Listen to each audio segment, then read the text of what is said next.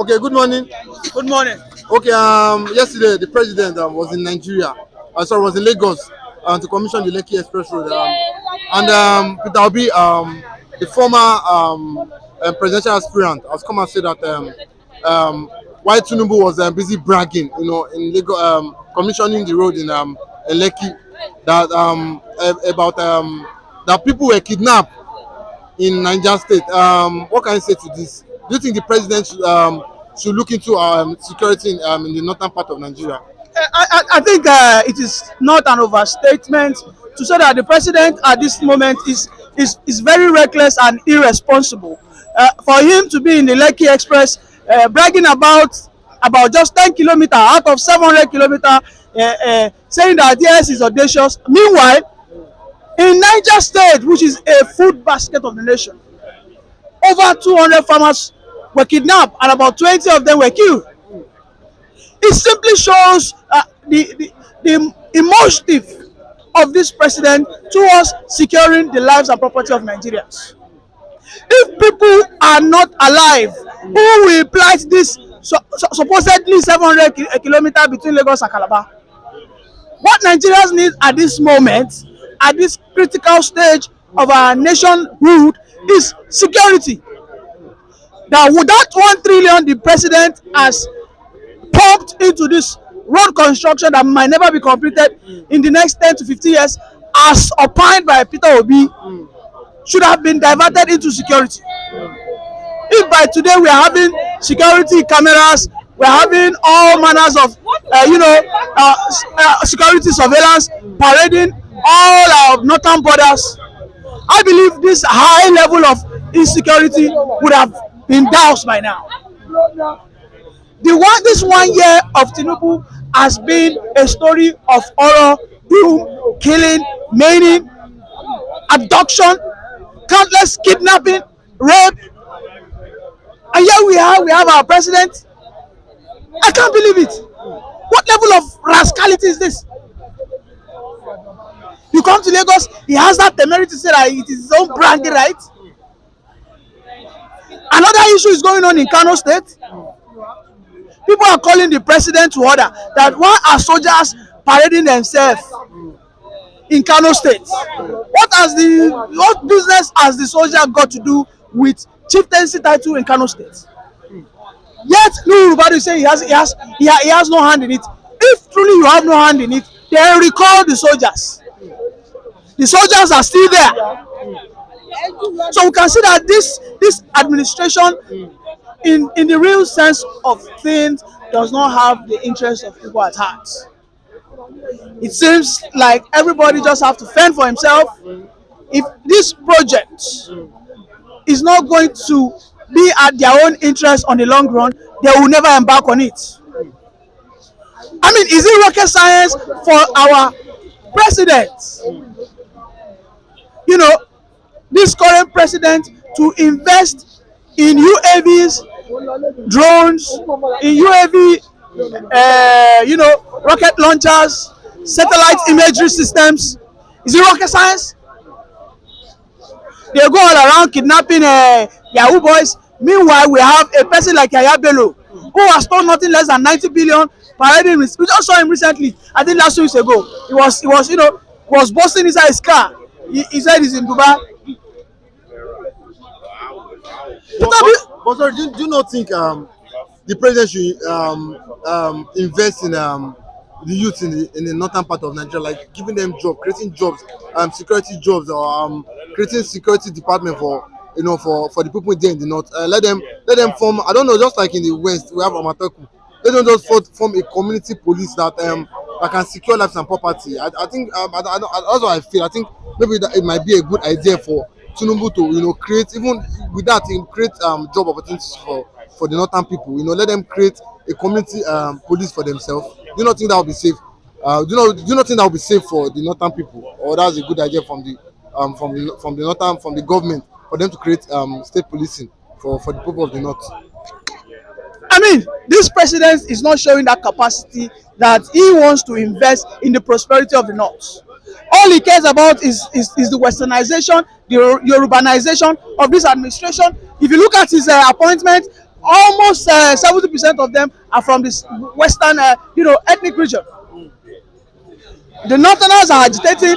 Those people who are supposed to support his cause in the north right now are even pushing back, stating that this man is an ethnic bigot. He's too nepotistic in his appointment, in his selection. I mean, look at the police system. Look at the bank of industry system. Just go to every sector, you will see that those people in the southeast and in the north have been marginalized heavily. This was a man people thought that would be detribalized because he had an Igbo man in his cabinet when he was governor. But as it stands today, he seems he is now the head chief. He is the high chief of what we call tribalism and what? Ethnic baiting. Because the northerners' solution is simple. Fund them to go into vocational schools and they will also work on farms. These people are predominantly farmers. These children, they want to farm. And for them to farm, you must ensure that you equip farmers rangers, forest rangers. Those police, those northern governors, they've tried their best. We saw what Zamfara governor did. We saw what Benue governor did before he left Samoloton. We saw what the Borno governor is doing about funding the police system, funding the JTF and all that. But the federal government is slacking. The federal government must ensure that they give a decisive direction. This is what you people will do. I want you to guys to have a regional vigilante group that has that capacity to wield some maybe not that level, a high level, firearms, but they still have some, intelligent gathering systems in place. The Amotakus, they work with CCTVs, they work with imagery satellites, they work with walkie-talkie, they work with the police. This is why you see that they've been able to successful in some ways. The Northerners are not getting that. And I believe over time, the Northerners, as things are building up, the Northerners will be the first people to revolt against this government. If care is not taken, the revolution that we have been talking about for a very long time will commence right there in the north. Because this doesn't make any sense. We are not different people. We are all Nigerians, for God's sake. We are all Nigerians, for God's sake. Don't forget when an issue of some Obas and some people killed in the West, we saw how Tinubu sent condolences. Right?